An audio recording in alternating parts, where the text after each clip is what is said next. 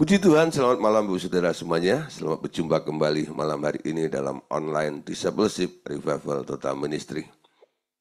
Ya, malam hari ini kita akan kembali mau belajar firman Tuhan.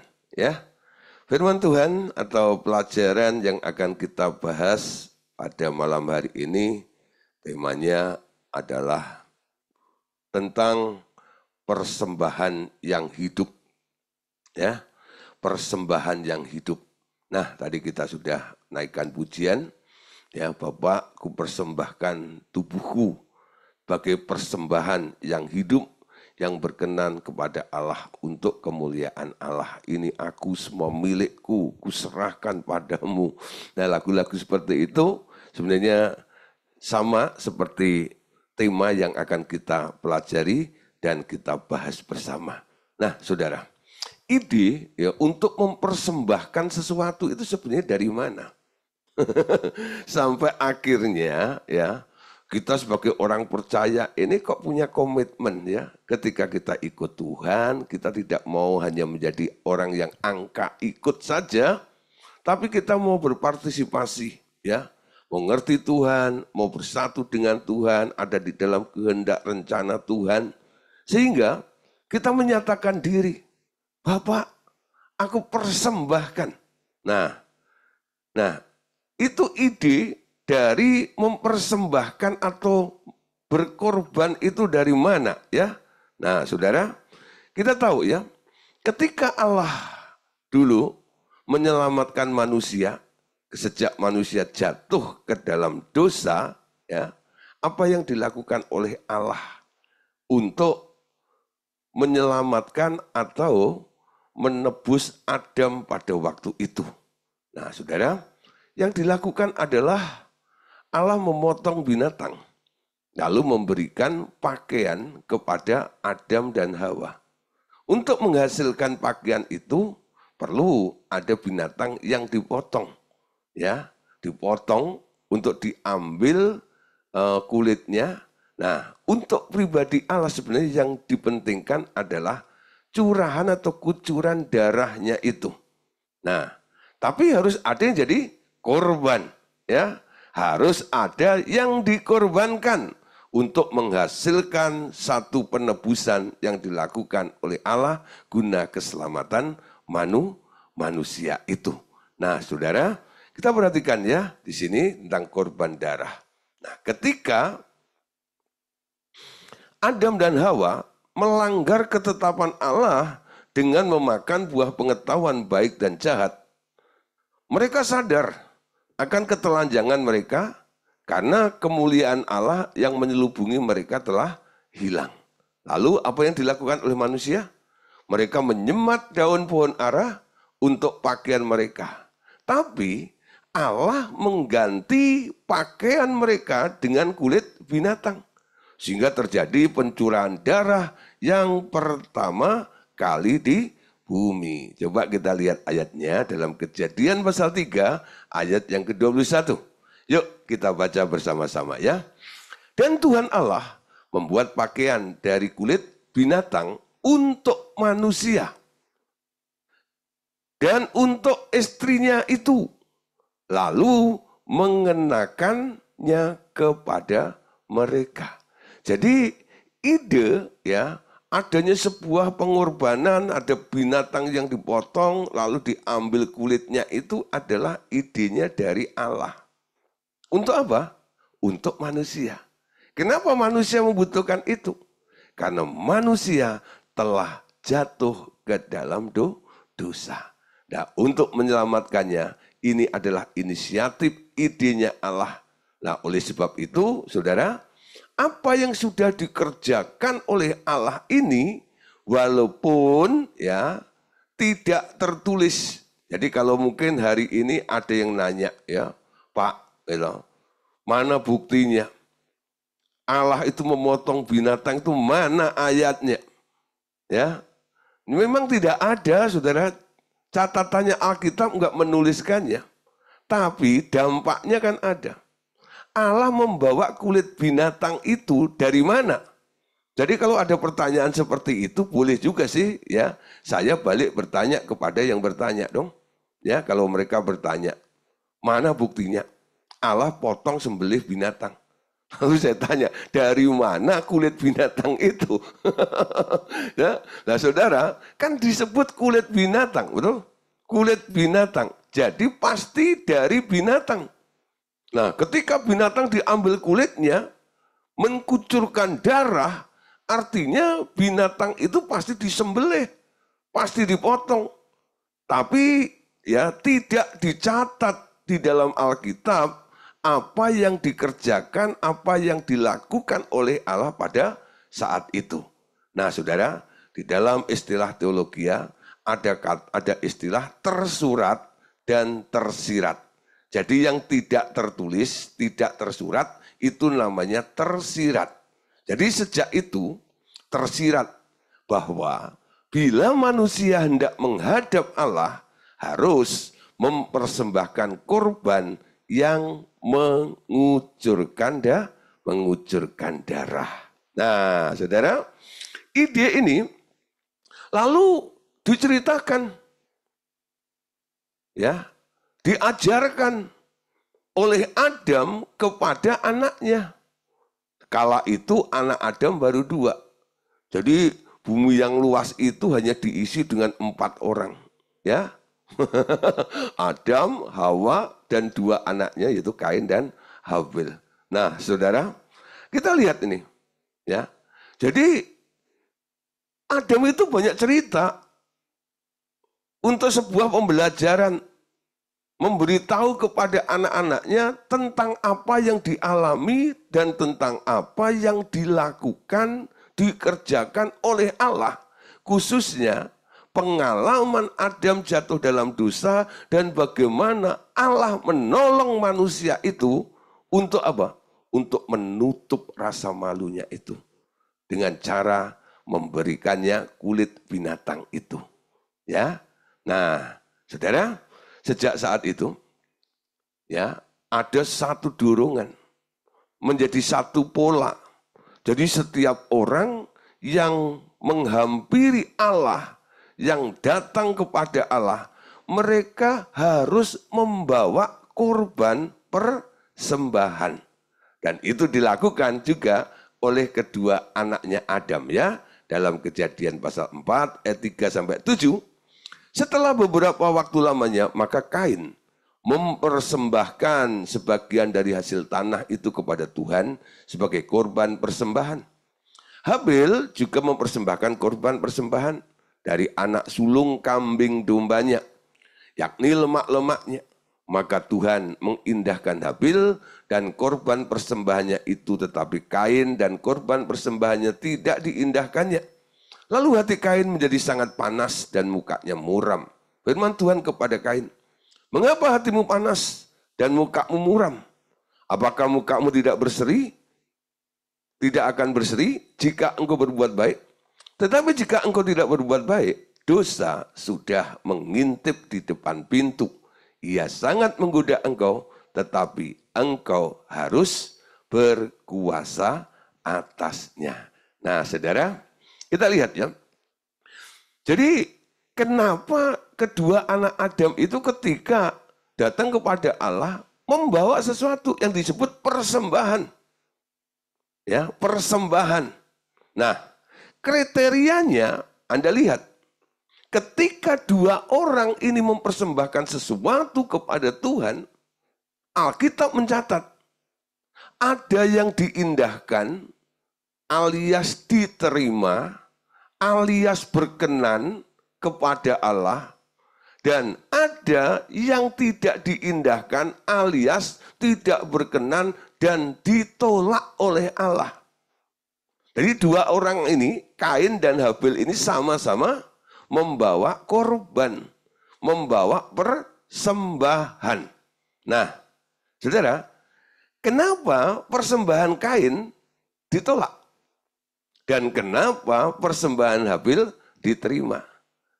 Ternyata di sini kita lihat, unsur dari persembahan itu diperhatikan oleh Allah. Semuanya apa yang kita lakukan harus tepat seperti apa yang diperintahkan dan yang dicontohkan oleh Allah untuk kita lakukan. Kalau nggak tepat seperti contohnya, seperti apa yang Allah pernah lakukan sebagai contoh itu, kalau kita melakukannya di hadapan Allah, kalau nggak tepat, tidak akan berkenan di hadapan Allah. Ya, jadi kalau kita berhadapan dengan Allah itu sebenarnya, saudara, bukan soal wow, ya, bukan sekedar heboh, bukan sekedar spektakuler, tapi yang harus diperhatikan apa? Ketika kita melakukan sesuatu di hadapan Allah, lakukan sesuatu yang tepat seperti apa yang Tuhan mau. Ya. Nah, itu pasti ada nilainya dan akan berkenan di hadapan Allah. Bukan berapa besarnya duit yang Anda persembahkan. Tapi, ya, berapa yang harus persembahkan itu, Anda nanya kepada Tuhan juga sebenarnya. Jenis apa? Karena unsurnya itu harus sesuai dengan apa yang telah ditetapkan oleh Allah. Jadi kalau ditolak, pasti unsurnya nggak ada atau nggak sesuai dengan kriteria yang telah ditetapkan oleh Allah. Kain mempersembahkan apa? Hasil bumi. Kenapa Kain mempersembahkan hasil bumi? Mungkin ya, secara logiknya ya, Kain itu ya secara manusia ya dibenarkan karena dia seorang petani. Dia punya hasil karya. Ini hasil karyaku, buah-buahan yang terbaik dan sebagainya. Dipersembahkan kepada Tuhan. Tapi ditolak, nggak diterima. Habil bukan kebetulan dia jadi gembala dan banyak ternaknya. Lalu diambil binatang itu, dipotong di hadapan Allah, disembelih, ya, dipersembahkan kepada Tuhan. Tuhan suka, berkenan di hadapan Tuhan. Kenapa, saudara? Bukan karena masalah hasil karya saya, bukan. Ya, bukan karena hasil karya saya. Jadi bukan mempersembahkan hasil karya kita, bukan. Apa yang kita persembahkan sesuai dengan apa yang dimau oleh Tuhan. Yang dimau apa? Ya sesuai dengan apa yang dicontohkan oleh Allah ketika Allah melakukannya kepada Adam di masa lalu. Dan itu sudah tersirat. Bahwa setiap orang sekarang yang datang kepada Tuhan harus mempersembahkan darah. Amin. Nah ketika Habil memotong binatang, ada darahnya enggak? Ada. Unsur darah inilah yang diperhatikan oleh Allah. Sehingga persembahan daripada Habil diindahkan atau diterima. Amin. Nah, mulai saat itu saudara, antara Allah dan manusia itu sekarang ada komitmen, ya, ada perjanjian, ya, ada perjanjian, dan perjanjian itu sering disebut sebagai perjanjian darah. Nah, karena namanya perjanjian darah, dibutuhkan satu darah, ya, sebagai bukti, yakni darah perjanjian. Lihat Keluaran pasal 24 ayat 1 sampai 8. Baca ya. Saya tampilkan ayat ini supaya Bapak Saudara lebih detail, lebih ngerti apa yang ditulis di dalam Alkitab tentang persembahan atau darah perjanjian ini. Berfirmanlah ia kepada Musa, naiklah menghadap Tuhan. Engkau dan Harun, Nadab dan Abihu dan 70 orang daripada tua-tua Israel. Dan sujudlah kamu menyembah dari jauh. Hanya Musa sendirilah yang mendekat kepada Tuhan. Tetapi mereka itu tidak boleh mendekat dan bangsa itu tidak boleh naik bersama-sama dengan dia. Ayat 3. Lalu datanglah Musa dan memberitahukan kepada bangsa itu segala firman Tuhan, segala peraturan itu, maka seluruh bangsa itu menjawab serentak. Segala firman yang telah diucapkan Tuhan itu akan kami lakukan. Lalu Musa menuliskan segala firman Tuhan itu.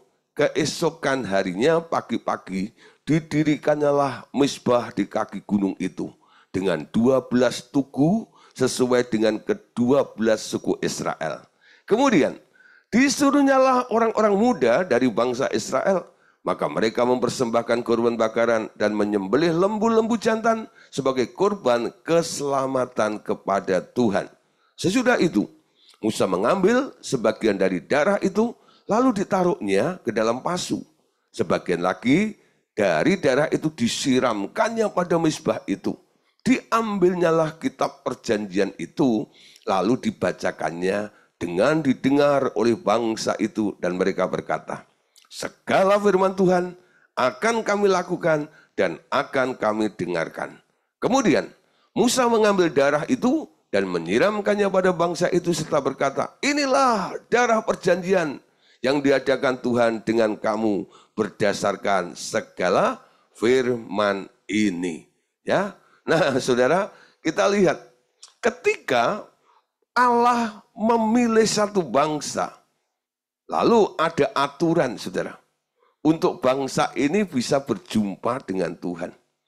Ya, tadi dikatakan hanya Musa yang boleh mendekat. Kenapa Tuhan pilih-pilih hanya Musa yang boleh mendekat? Sebenarnya bukan keinginan Tuhan, saudara. Ya, ini adalah keinginan daripada bangsa Israel sendiri. Kenapa? Karena bangsa Israel mendelegasikan kepada Musa. Musa, ya, kamu sendiri sajalah yang ketemu Tuhan, ya. Karena kalau Tuhan datang itu kan mengguntur gitu ya. Wah, apa ketakutan gitu loh. Ya, udah, nggak tahan kalau Tuhan datang itu. Engkau aja Musa, ya, naiklah ke Gunung Sinai itu. Nanti kalau kamu sudah ketemu Tuhan, apa yang dikatakan Tuhan sampaikan kepadaku, kepada kami, dan kami percaya. Sehingga bangsa ini serentak berkata, ya, dikatakan semua yang difirmankan oleh Tuhan kami akan perhatikan, kami akan lakukan, dan kami akan dengar-dengaran. Ya, amin. Disitulah saudara, setiap Musa mendapatkan pesan dari Tuhan disampaikan, dilakukan seperti itu.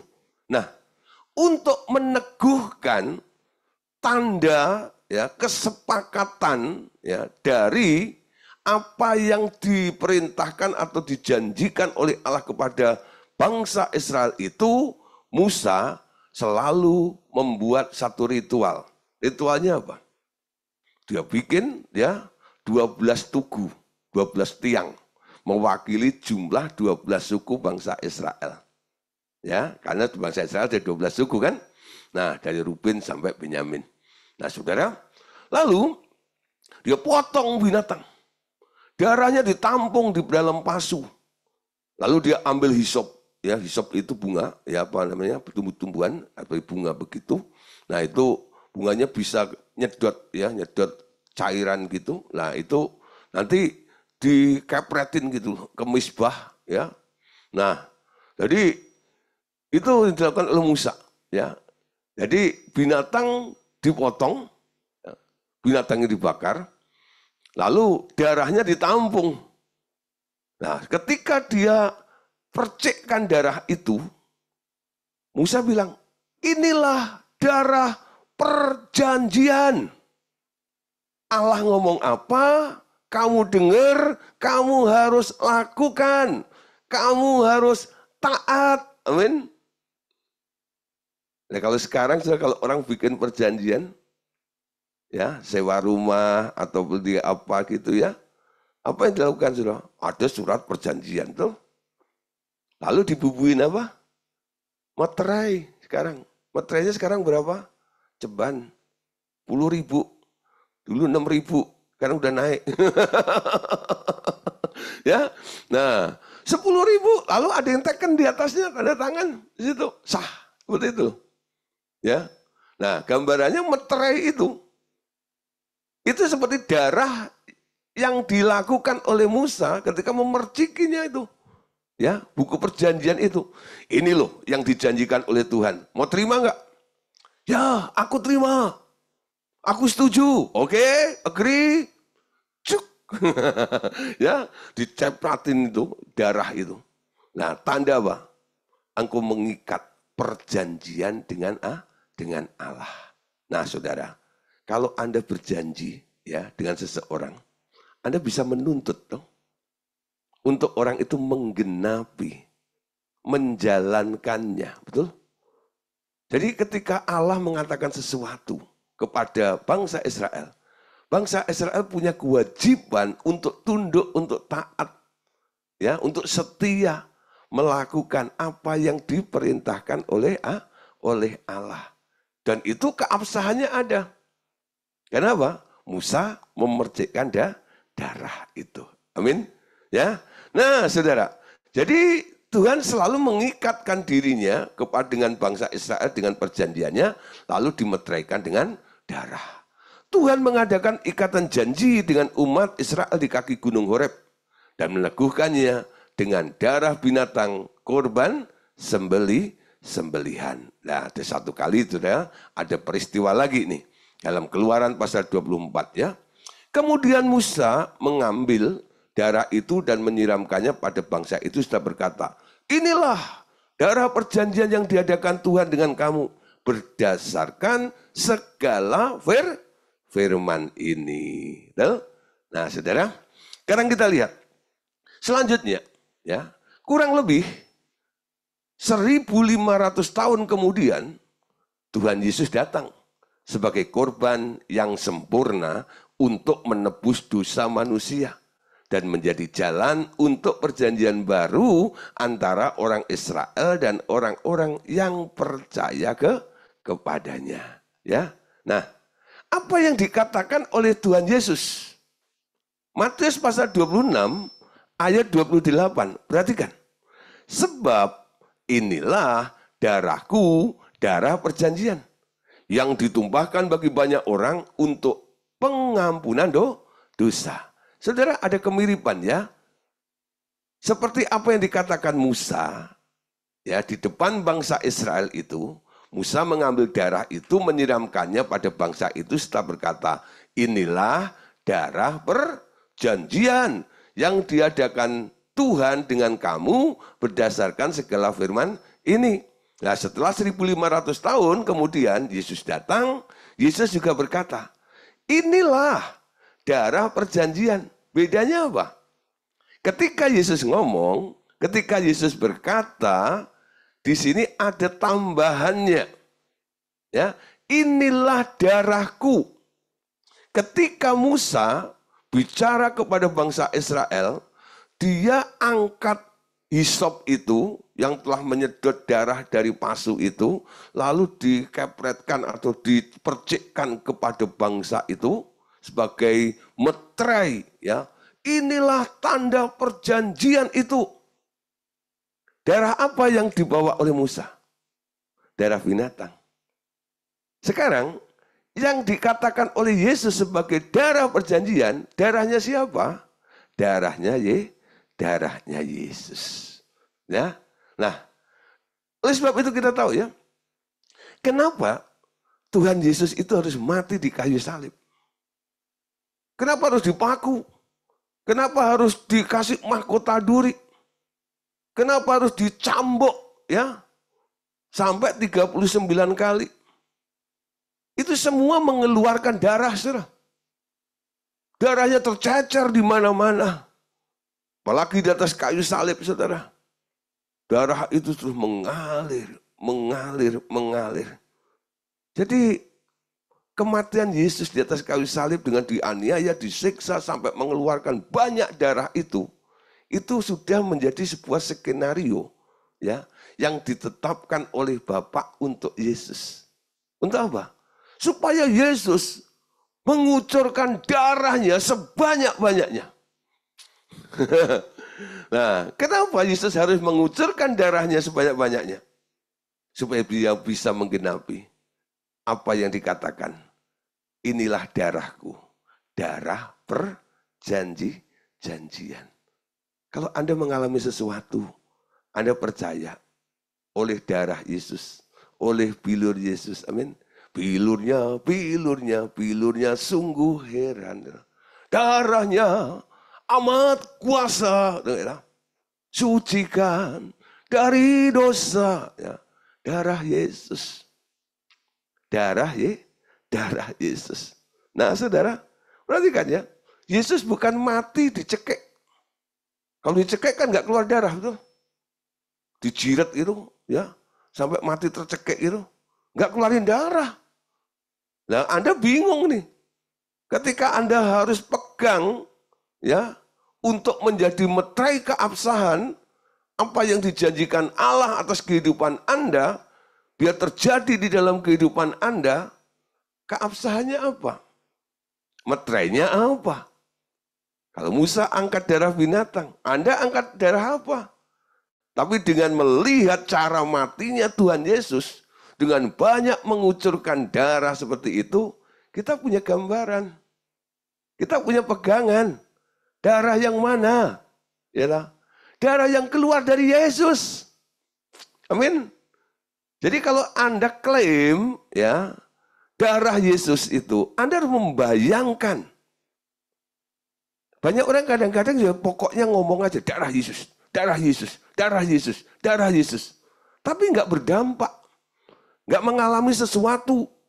Apa yang Tuhan janjikan dalam kehidupan Anda tidak terjadi. Walaupun darah itu telah menebus, menyucikan, menyelamatkan Anda. Menyembuhkan Anda. Membebaskan Anda. Tapi faktanya nggak terjadi dalam hidup Anda. Kenapa? Ketika engkau berkata, klaim darah itu, Anda bisa membayangkan bukan? Penderitaan Yesus. Kita baru saja merayakan ya hari kematian Tuhan Yesus, hari Paskah, Jumat Agung. Semua gereja cerita tentang apa yang Yesus telah perbuat untuk kita semuanya. Bicara tentang penderitaan Yesus. Ya. Nah, dari sini saudara, semua dilakukan. Dan Yesus caranya apa? Dia mengucurkan, dia mengeluarkan banyak darah. Sehingga darah itu menjadi darah perjanjian. Amin. Nah, bisa disimpulkan begini, saudara. Walaupun, ya, nah, satu ayat lagi ya. Oke. Walaupun persembahan korban bakaran, binatang yang disembelih itu diperintahkan Tuhan dalam masa perjanjian lama, namun ia tidak berkenan kepada semuanya itu. Karena itu hanya gambaran saja dari korban yang sempurna yang hendak dikerjakan oleh Allah sendiri dengan mengorbankan Tuhan Yesus di kayu salib. Amin. Nah, Ibrani 10 ayat 5 sampai 10 perhatikan ini.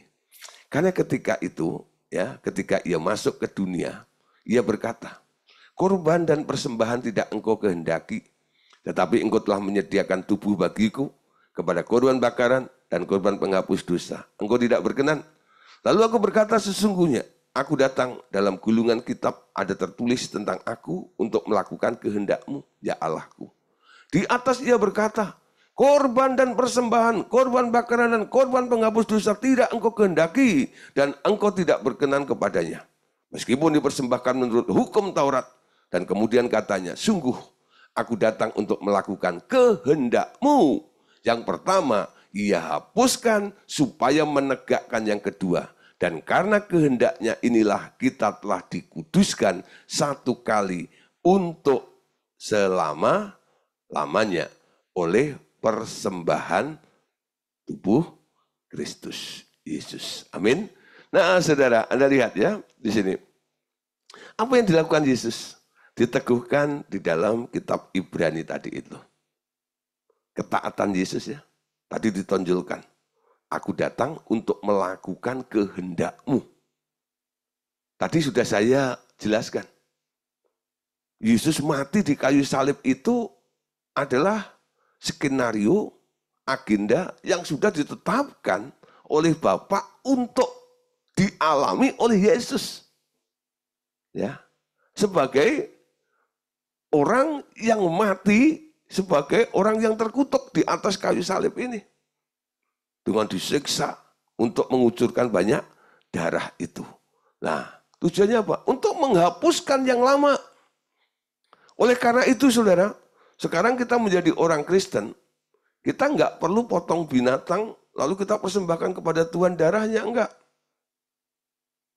Kita punya satu bukti, kita punya satu pegangan, ya, sebuah meterai, nggak usah repot-repot, hanya Anda membayangkan apa yang Yesus pernah lakukan, yang keluar dari Yesus, lalu Anda bisa berkata, darah Yesus adalah darah perjanjian itu.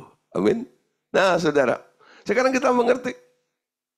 Ternyata awalnya Allah mengorbankan binatang untuk memulai membuka pikiran manusia. Sehingga manusia itu akhirnya bisa mengerti kalau datang kepada Tuhan harus membawa persembahan. Dan di sini persembahan itu nanti akan menjadi sebuah alat untuk ya mengesahkan kita. Karena apa? Berkenan atau enggak di hadapan Tuhan persembahanmu. Seperti Kain dan Habil itu. Ya. Nah, ini tergantung unsur darahnya ada atau tidak. Kalau Anda sekarang berdoa contoh, Tuhan bilang ya, Bapak bilang gini, firman Tuhan berkata begini, mintalah kepada Bapak ya dalam namaku. Jadi harus menyertakan Yesus kan? Menyertakan Yesus. Mintanya kepada Bapak menyertakan Yesus. Kenapa saudara?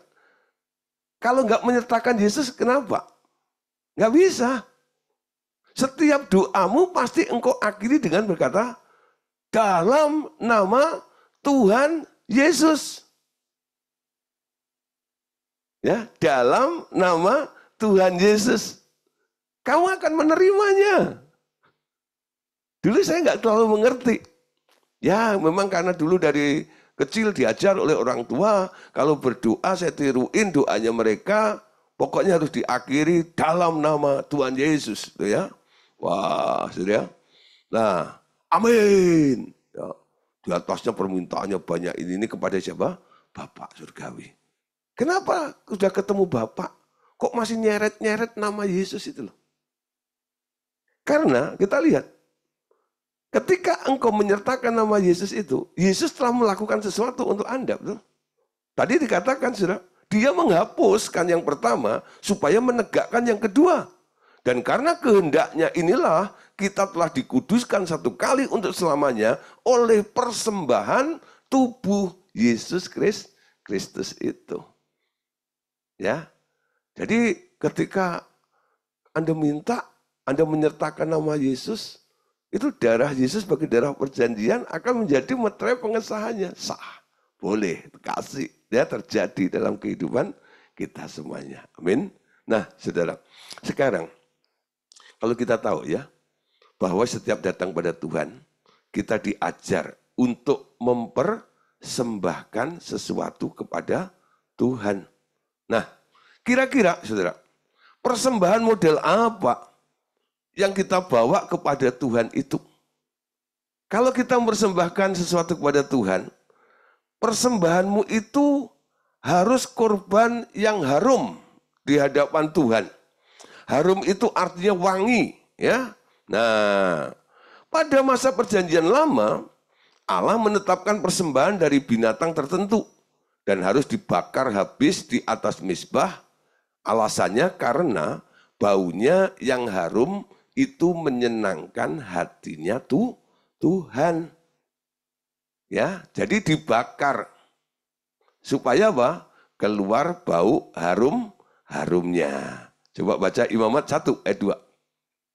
Berbicaralah kepada orang Israel dan katakan kepada mereka, apabila seseorang di antaramu hendak mempersembahkan persembahan kepada Tuhan, haruslah persembahanmu yang kamu persembahkan ya itu dari ternak, yakni dari lembu, sapi atau kambing. Jadi saudara, dulu bangsa Israel kalau mempersembahkan sesuatu pada Tuhan itu ada ya aturannya, enggak semua binatang boleh dipotong. Yang boleh dipotong apa? Ternak. Ternak itu apa sih? Ternak itu adalah binatang yang dipelihara. Ya, binatang yang dirawat. Itu namanya ternak. Ya. Nah, binatang yang dikontrol. Kalau binatang liar, ya itu beda. Binatang liar itu bisa binatang buas, ya, yang mematikan dan ada racunnya dan sebagainya. Nah, binatang ternak dipelihara. Lalu dari ternak itu ditentukan juga lembu, sapi, kambing, atau domba yang boleh dipersembahkan kepada Tuhan. Jadi bukan semau kita sendiri ya. Persembahan kita ini harus benar-benar diseleksi. Ya, diseleksi. Nah, nggak boleh liar, semaunya sendiri ya. Pokoknya apa saja. Nah, saudara, setelah kita menentukan jenis persembahannya, persembahan ini harus dibakar. Keluaran 29:18. Kemudian haruslah kau bakar seluruh domba jantan itu di atas mezbah. Itulah korban bakaran, suatu persembahan yang harum bagi Tuhan, yakni suatu korban api-apian bagi Tuhan. Nah, saudara, kenapa binatang itu ketika dibakar kok jadi harum? Daging binatang itu kalau dibakar kok harum? Siapa yang pernah mencium?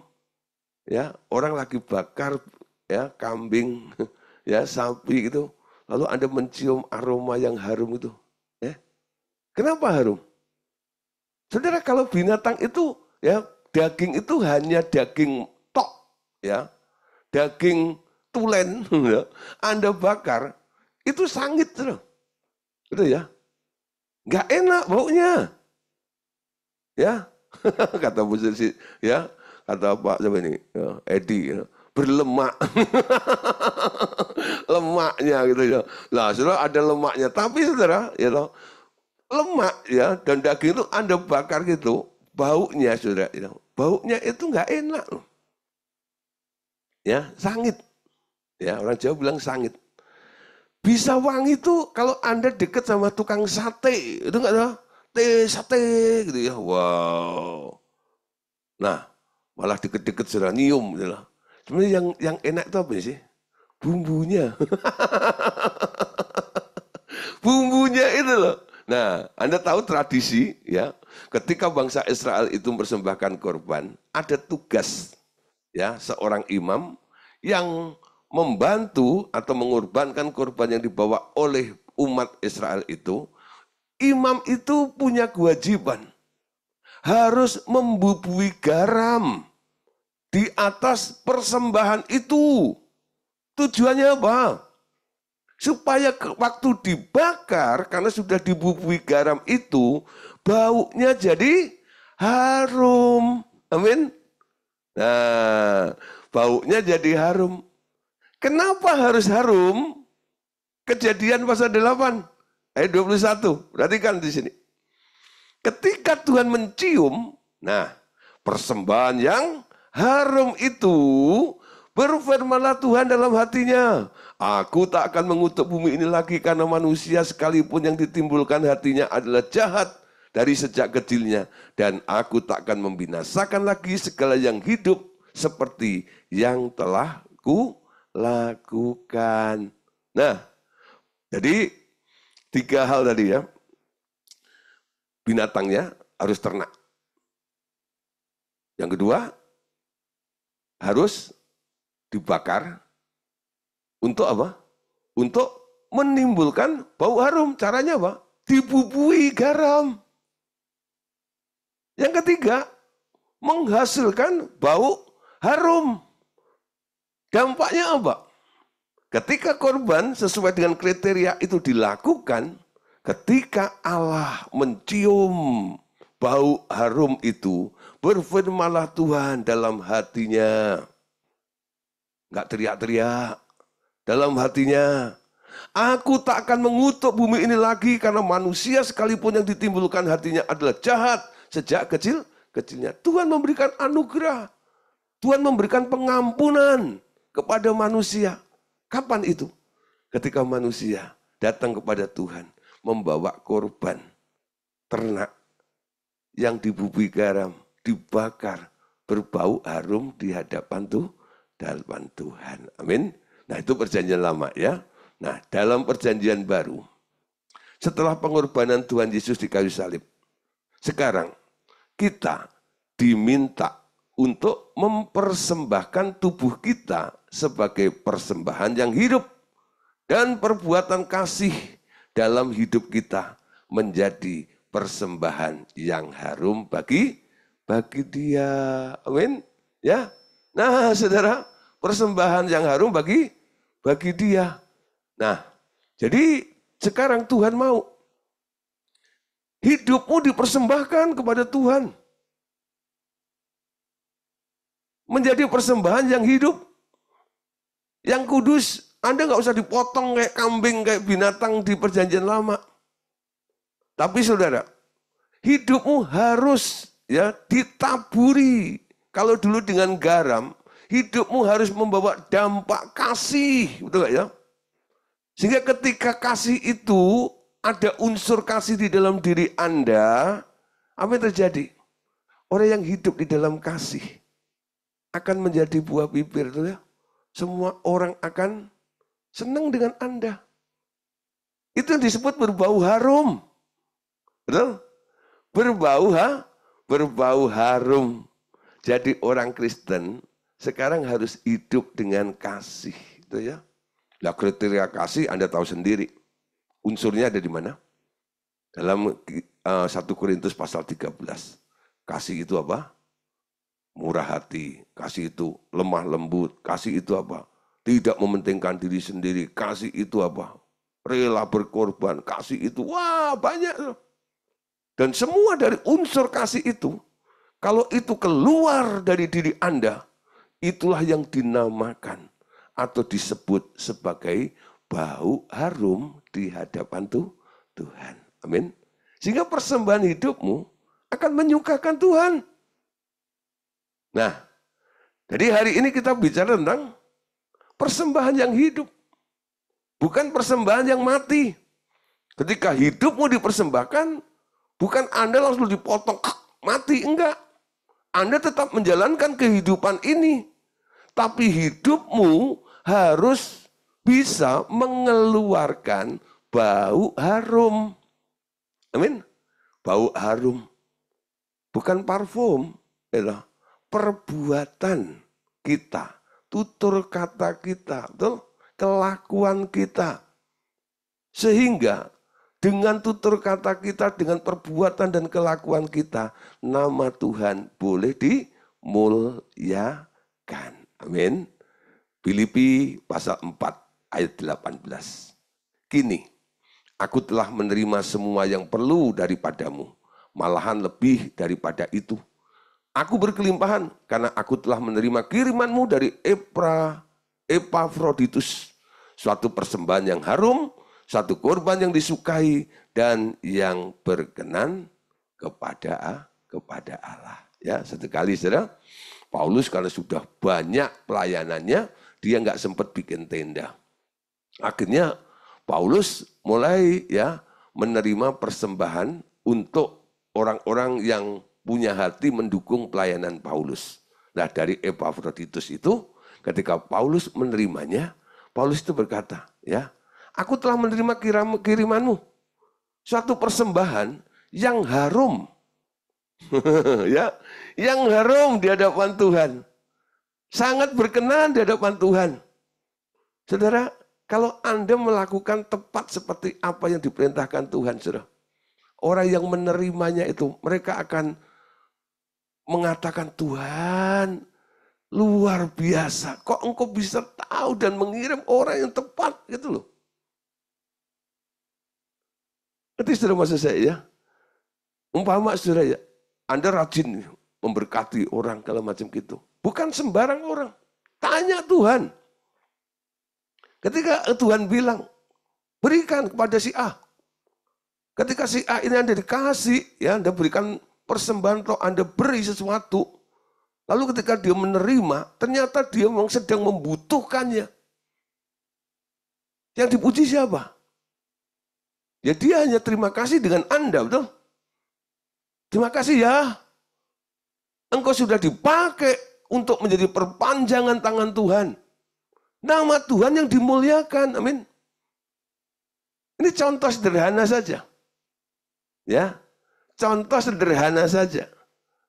Kalau Anda bisa melakukan tepat seperti apa yang Tuhan sedang arahkan di dalam kehidupan Anda, itu akan menjadi surprise. Ya, orang akan, wah, Tuhan itu luar biasa. Selalu mengkaitkan dengan Tuhan, mengkaitkan dengan Tuhan. Tuhan itu caranya luar biasa ya. Sehingga dia bisa menyanyi, Yesus ada-ada saja, cara menolong saya. Didatangkan siapa untuk membantu saya. Saya dapat lagu itu dari murid saya di Solo. Dia cerita bagaimana kasih Tuhan, bagaimana dia ditolong dengan ajaib oleh Tuhan.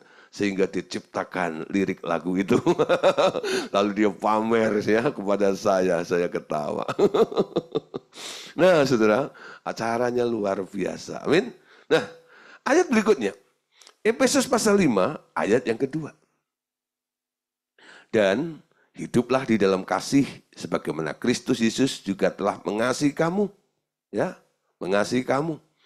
Dan telah menyerahkan dirinya untuk kita sebagai persembahan dan kurban yang harum bagi Allah. Hidup di dalam kasih seperti Kristus. Ya. Rela berkorban, bahkan menyerahkan dirinya untuk kita sebagai korban persembahan dan korban yang harum bagi Allah. Ya. Kasih itu memberi dan memberi. Kasih. Ingat kasihnya Tuhan. Tiru kasihnya Tuhan itu. Jadi yang pertama saudara, kalau Anda memberikan persembahan kepada Tuhan, persembahanmu pastikan berbau harum di hadapan Tuhan. Nanti Tuhan akan berbalik. Ya. Yang kedua saudara, persembahanmu pastikan tak bercacat. Nah, tak bercacat. Kenapa? Ada aturannya. Ulangan pasal 17 ayat 1. Janganlah engkau mempersembahkan bagi Tuhan Allahmu lembu atau domba yang ada cacatnya. Atau sesuatu yang buruk.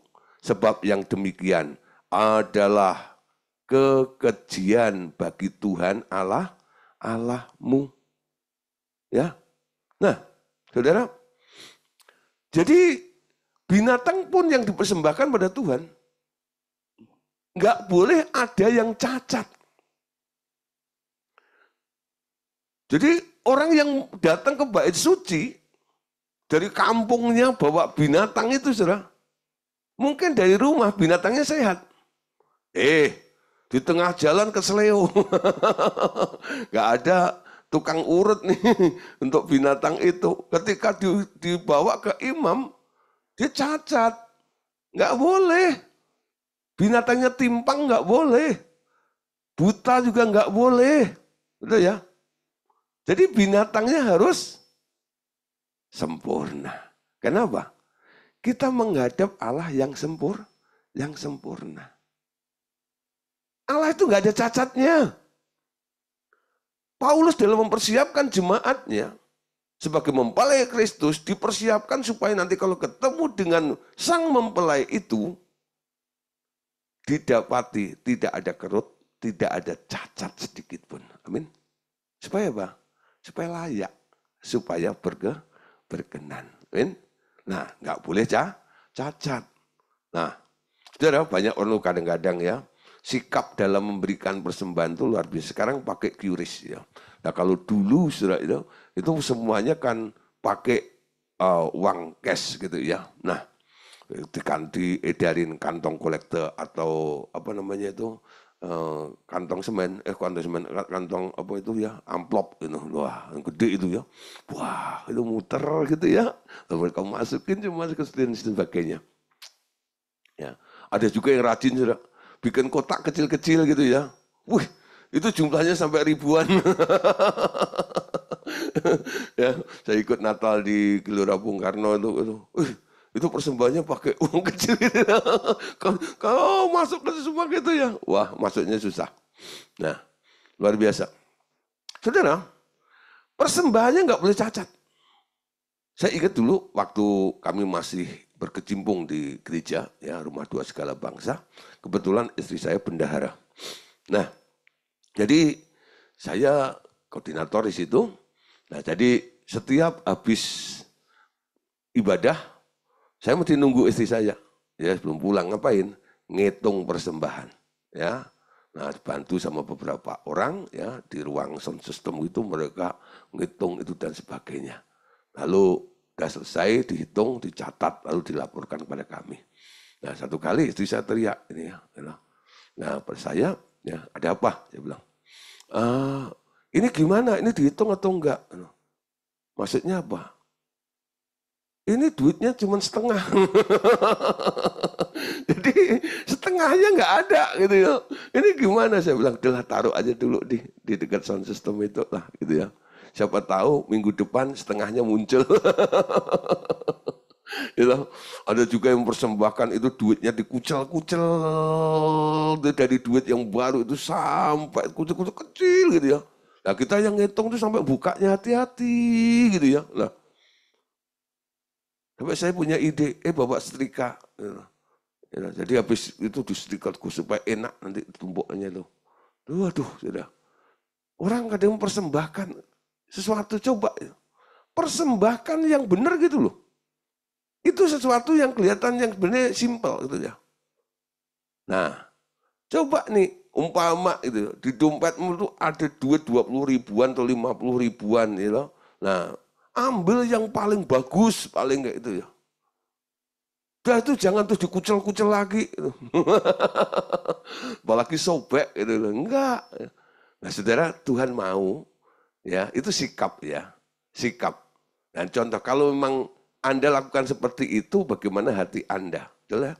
Nah, jadi Tuhan nggak mau ada yang cacat.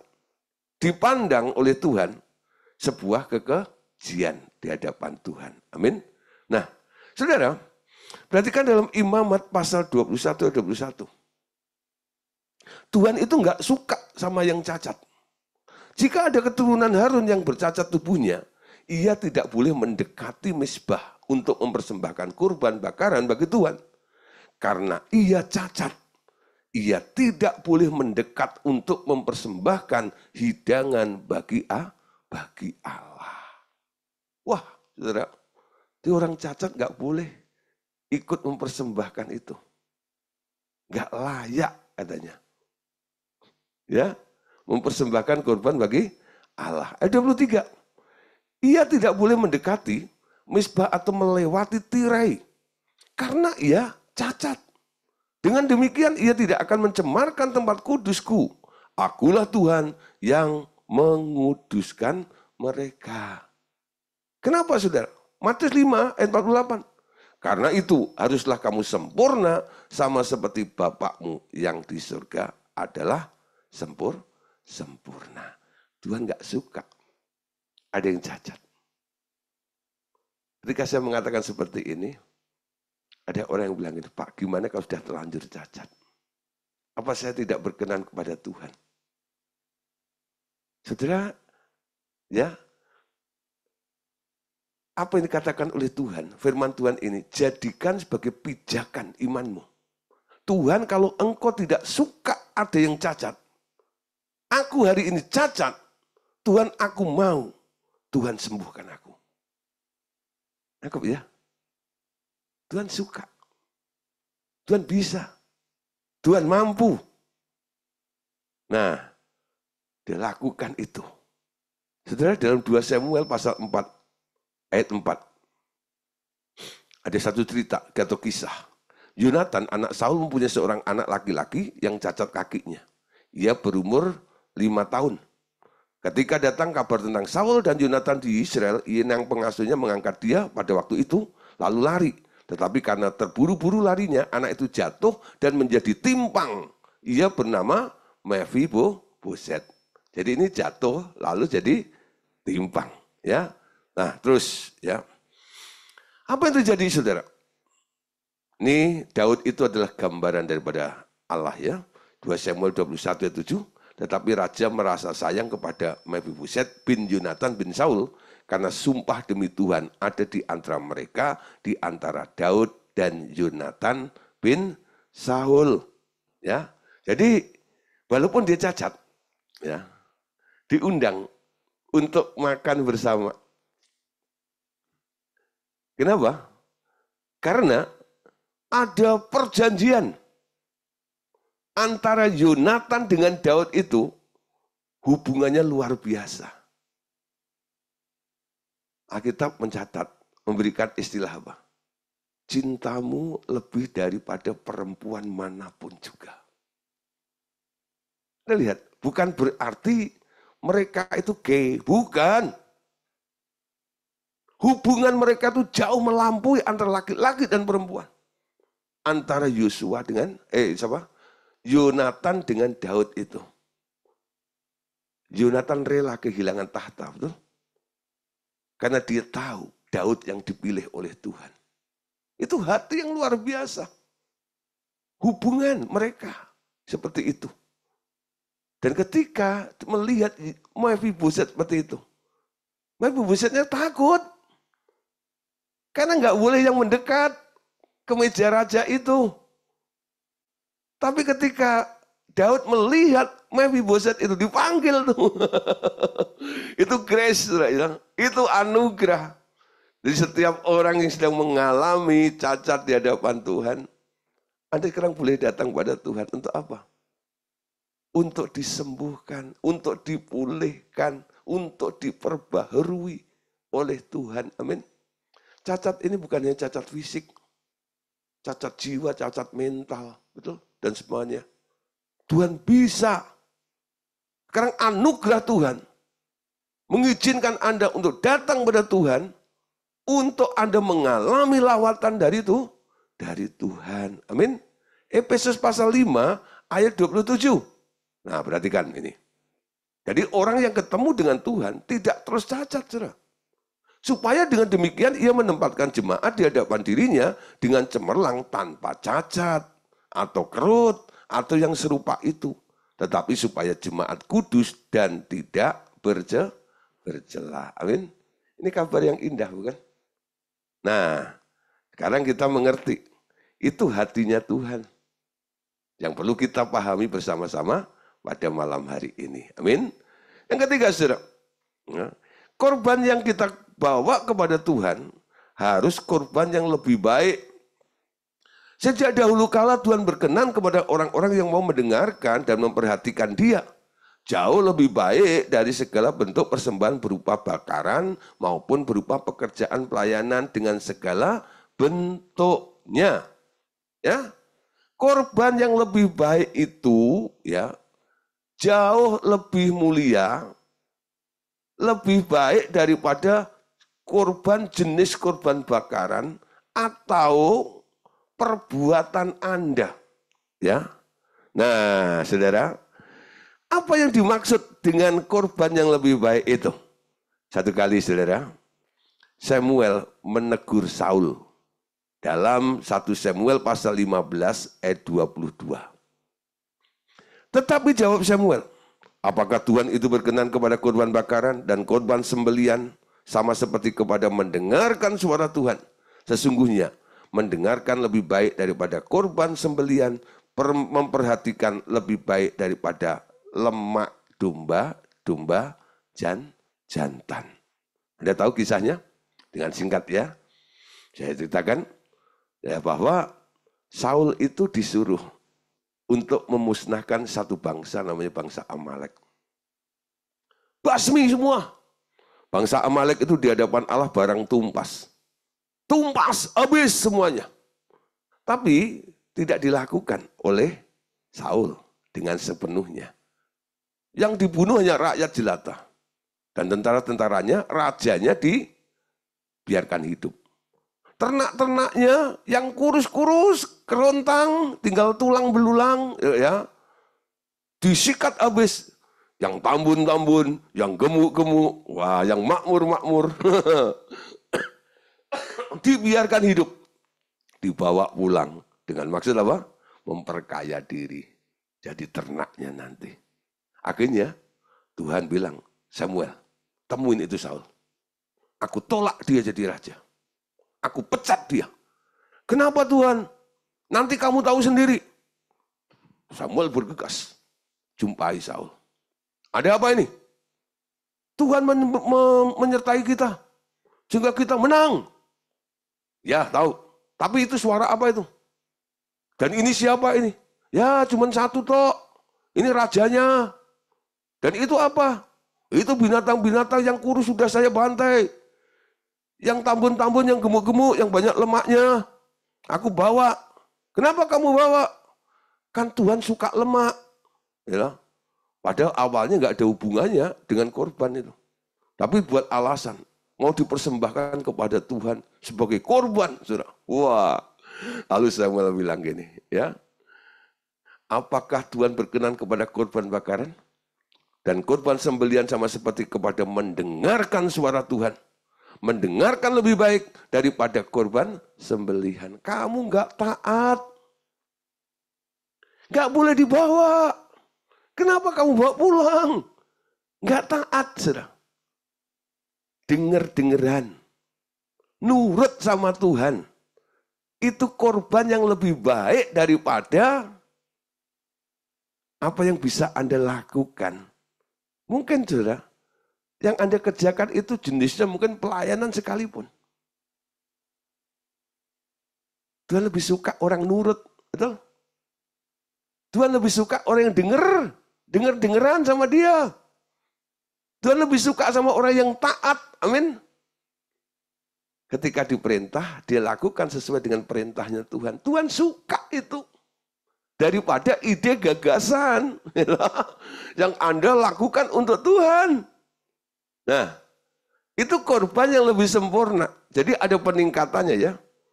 Jadi pertama idemu harus bau harum tuh ya, dengan berbuat kasih ya.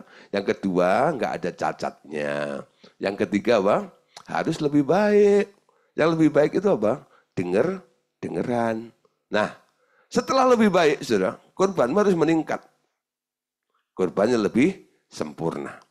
Persembahan kepada Tuhan memang diajarkan kepada kita untuk dilakukan untuk menyatakan tanda kasih kepada Dia. Tetapi yang terlebih Dia sukai adalah hati yang mau tergerak oleh belas kasihan terhadap orang lain. Di mana ada belas kasihan, di situ ada kuasa urapan Roh Kudus untuk menolong orang lain. Nah, ini adalah korban yang sempurna. Yang digerakkan oleh compassion. Belas kasihan. Anda tahu saudara? Yesus melakukan segala sesuatu itu dimulai dengan ketika Yesus melihat tergeraklah hatinya oleh belas kasihan. Apa bedanya kasihan dan belas kasihan? Kasihan itu muncul dari instingmu. Ya. Tapi belas kasihan itu adalah dorongan yang Tuhan taruh di dalam dirimu untuk engkau lakukan. Itu bedanya. Kasihan sama belas kasihan. Nah, untuk menemukan belas kasihan itu dibutuhkan sebuah pembelajaran atau pengalaman pribadi dengan Tuhan. Matius 9 ayat 13. Jadi, pergilah dan pelajarilah. Nah, arti firman ini yang ku kehendaki ialah belas kasihan dan bukan persembahan. Karena aku datang bukan untuk memanggil orang benar, melainkan orang berdosa. Untuk menemukan compassion atau belas kasihan, Anda harus pergi, terjun, lalu mempelajari arti firman itu. Yang dikehendaki Tuhan itu. Menemukan belas kasihan, berjalan dalam compassion. Belas kasihan Allah, biar belas kasihanmu turun Tuhan atas diriku. Nyatakan Tuhan kehendak, menyatakan rencanamu. Rela untuk dididik, rela untuk diajar oleh Tuhan. Anda akan menemukan compassion itu terjadi dalam hidup Anda. Amin. Nah, setelah ini ya, Anda akan masuk ya pada satu korban, yaitu namanya korban syukur di hadapan Allah. Amin. Nah, sebab itu dalam kitab Ibrani 13:15, marilah kita oleh Dia senantiasa mempersembahkan korban syukur kepada Allah, yaitu ucapan bibir yang memuliakan namanya. Amin. Memuliakan namanya. Ucapan syukur di hadapan Allah. Apapun yang terjadi dalam hidupmu, ya, Alkitab berkata, bersyukurlah, ya, bersukacitalah senantiasa. Sekali lagi kukatakan, bersukacitalah. Betul? Selalu bersyukur dalam segala hal. Artinya apa? Anda nggak suka komplain dengan Tuhan. Nah, berikutnya, persembahan yang hidup. Sekalipun Yesus Kristus telah menebus kita dari hukuman kekal dan memerdekakan kita, dan sekalipun ada ayat mengingatkan kita bahwa hidup kita bukan milik kita lagi, namun Alkitab tidak memaksa kita mempersembahkan diri kepadanya, tetapi hal ini diberikan sebagai sebuah nasihat. Amin. Itu adalah nasihat. Nah, kita lihat beberapa ayat. 1 Korintus 6:19. Atau tidak tahukah kamu bahwa tubuhmu adalah bait Roh Kudus yang diam di dalam kamu, Roh Kudus yang kamu beroleh dari Allah, dan bahwa kamu bukan milik kamu sendiri. Kemarin sudah saya bahas ya, bahwa diri kita ini bukan milik kita, miliknya Allah. Walaupun ya secara status Anda miliknya Allah, tapi untuk mempersembahkan itu juga butuh kerelaan dari Anda. Makanya Paulus memberikan sebuah nasihat dalam Roma 12 ayat 1-2. Karena itu saudara-saudara, demi kemurahan Allah aku menasihatkan kamu supaya kamu mempersembahkan tubuhmu, ya, mempersembahkan tubuhmu sebagai persembahan yang hidup, yang kudus dan berkenan kepada Allah. Itu adalah ibadahmu yang sejati. Janganlah kamu menjadi serupa dengan dunia ini, tetapi berubahlah oleh pembaruan budimu, sehingga kamu dapat membedakan manakah kehendak Allah, apa yang baik, ya, dan yang berkenan kepada Allah, dan yang sempurna. Jadi mempersembahkan tubuh itu adalah tekad kita. Saya hanya mendorong bagi yang belum pernah mempersembahkan tubuhnya, hidupnya kepada Tuhan. Malam hari ini kesempatan buat Anda. Tuhan, ini hidupku, ini tubuhku. Pakai aku Tuhan untuk kemuliaan-Mu. Saudara, kenapa Paulus bisa menasihatkan seperti ini? Ini adalah keinginan Paulus. Paulus adalah seorang teladan yang sangat baik bagi hidup kita setelah Yesus Kristus. Apa motivasinya Paulus? Apa yang dirindukan oleh Paulus? Apa yang diinginkan oleh Paulus? Apa yang dikehendaki oleh Paulus? Filipi pasal 3 ayat 10. Yang ku kehendaki ialah mengenal Dia dan kuasa kebangkitannya dan persekutuan dalam penderitaannya, di mana aku menjadi serupa dengan Dia dalam kematiannya, supaya aku akhirnya beroleh kebangkitan dari antara orang mati. Yang diingini oleh Paulus apa? Mengenal Dia, mengalami kuasa kebangkitan, persekutuan dalam penderitaannya, serupa dengan Dia dalam kematiannya. Wah saudara, Paulus udah nggak sayang nyawa lagi, loh. Tekadnya cuma satu sekarang, ya. Dia mau melakukan apa yang terbaik untuk Tuhan yang telah menebus dan menyelamatkannya. Dan apa yang dilakukan oleh Paulus ditulis dalam 2 Timotius 4:6.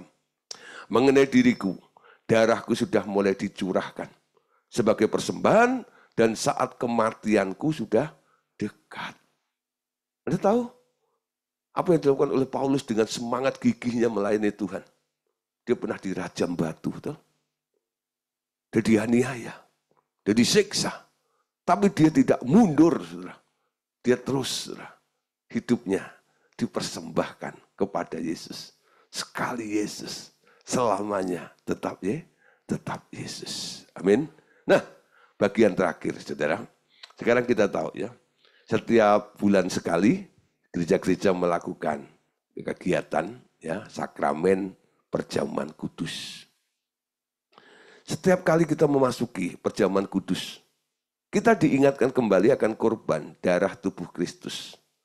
Dan juga bagian kita dalam mempersembahkan seluruh hidup kita kepadanya. Nah, ayat yang sering dipakai ya ketika seorang hamba Tuhan memimpin perjamuan kudus, 1 Korintus pasal 11, 25 sampai 28. Demikian juga ia mengambil cawan, sudah makan lalu berkata, cawan ini adalah perjanjian baru yang dimeteraikan oleh darahku. Perbuatlah ini setiap kali kamu minumnya menjadi peringatan akan aku. Sebab setiap kali kamu makan roti dan minum cawan ini, kamu memberitakan kematian Tuhan sampai ia datang. Jadi barang siapa dengan cara yang tidak layak makan roti atau minum cawan Tuhan, ia berdosa terhadap tubuh dan darah Tuhan. Karena itu hendaklah tiap-tiap orang menguji dirinya sendiri, dan baru sudah itu ia makan roti dan minum cawan itu. Ya, jadi perjamuan kudus itu mengingatkan kita kembali pertama, mengingatkan pengorbanan Yesus atas diri kita. Yang kedua, mengingatkan komitmen kita pada Tuhan.